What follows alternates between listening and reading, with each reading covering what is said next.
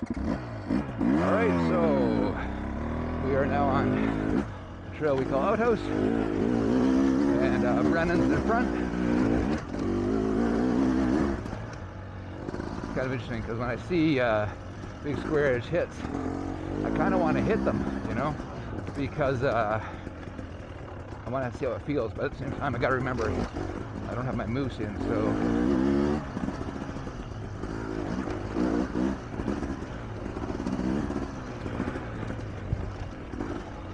give a little spacing for the dust.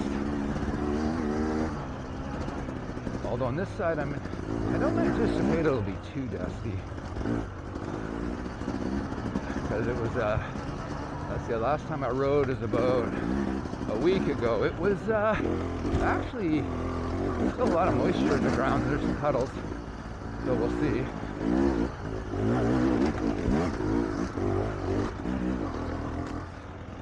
Yeah, so it's 25, tracks very nicely. I'm guessing Brennan and my bike is set up very similarly. I'll confirm that with him, but if later on we'll jump on his bike and compare 25 to 24. I doubt I'll feel any difference in terms of the frame. It's probably so subtle, but at least at how we're riding at these trail paces, there'll only be certain situations where you might be able to discern a difference. Right now, I'm going to say everything's a little better than my 23, but I'm going to attribute that entirely to the front fork at this point. It's just such a different feeling being back on springs.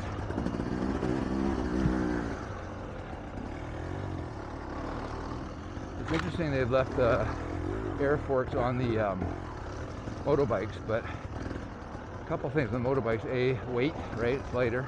They're definitely lighter. Also, I'm going to just drop back a bit here for dust. So weight, tunability, way easier to tune your pressure with rather than changing springs. And not only that, nice. So we'll head up, and when we do the 180 back, just stay on O. Henry. So like MILF, you know, you come around the corner and then you go right immediately. Just basically come around the corner like about 500 meters up here and just straight. Oh, no, you go ahead. Oh, yeah. So like I say, tunability. And the one other thing is I would need somebody who knows more about suspension, but these bikes they're not asymmetrical forks, they're identical, so they've both got a cartridge in each fork, rebound and compression damping. So wouldn't all that work be split between two forks, whereas before it was all on one fork? So I would think the consistency and the performance would last longer in this fork than it would in a single-sided fork, such as what the air fork is. And those things, the air heats up, the pressure changes, these sort of things, right? Woohoo! The rodeo.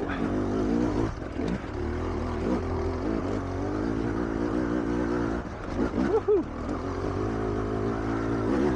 Alright, I'm still in the dust. Okay, it is dusty on this side. I put my dust filter back on my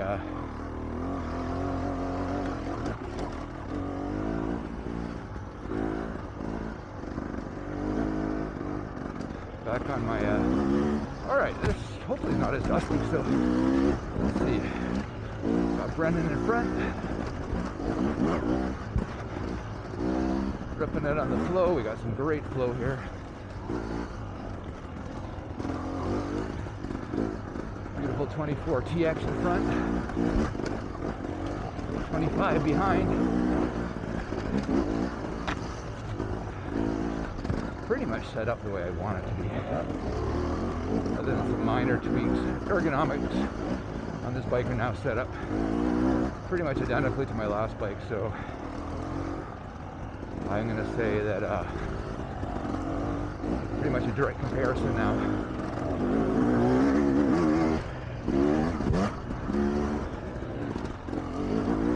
Sweet.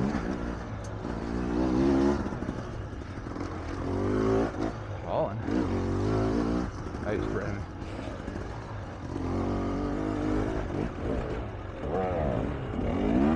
And I know they took out that low-lying tree. There was a tree that we had to duck a bit lately.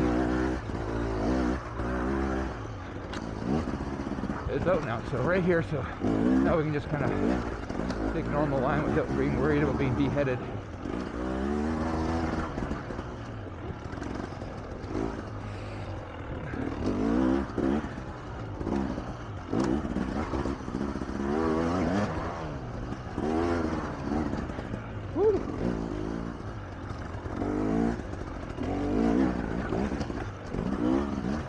Funky root here, but it's dry. So, oh, somebody piled rocks in the hole there. Okay, fair.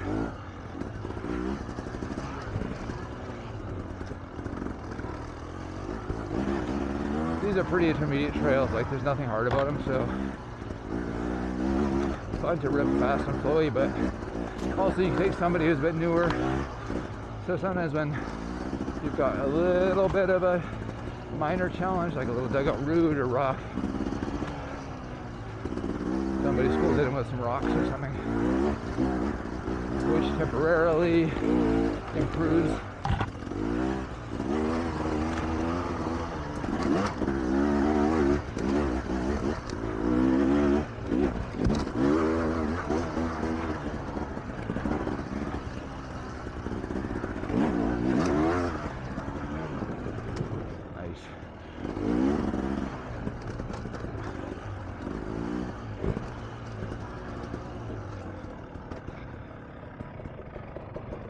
Nice. Yeah, straight ahead.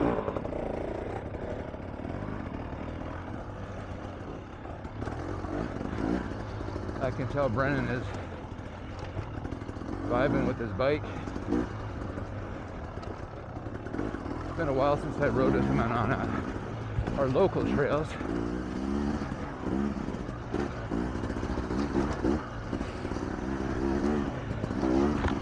I know he's gotten a lot faster and smoother from when I rode with him a little bit more a few years ago, which is awesome to see. But yeah, last time I rode with him was in Moab, which is such a weird, different type of terrain. And I was definitely in tourist mode. If you haven't been to Moab, it's well worth it on a dirt bike or a mountain bike. Either way, it's just such different terrain from what we're used to riding up here. That it's hard to keep focused on the trail, you know.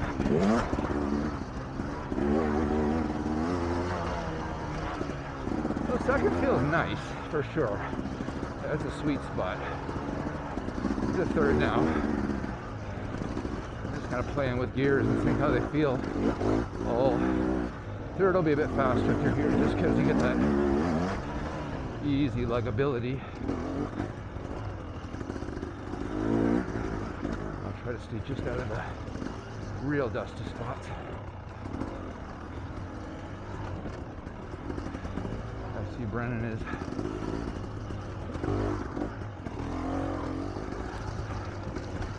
using his back brake to the full effect, helping it pivot the bike around as appropriate.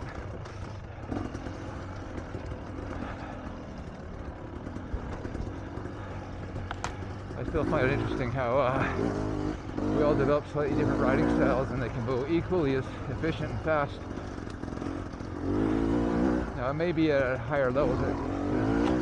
It has to be a certain way to really get better, but for recreational fast riding, it seems like there's lots of different ways of what I'm talking about is braking bias. Like, you tend to brake more in the front, pretty much evenly? Are you more of a back brake guy like me?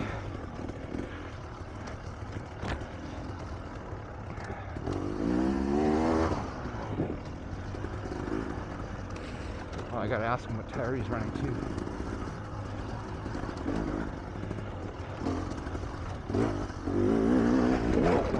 That was nice because I blew that one. I kind of lifted off the first rock. I didn't see the second rock, so I just smoked it. I was expecting a big deflection. It really didn't.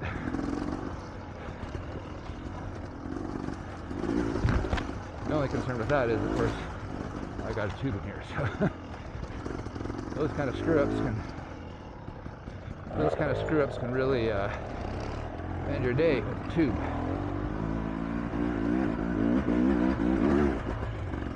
Okay, find some shade here.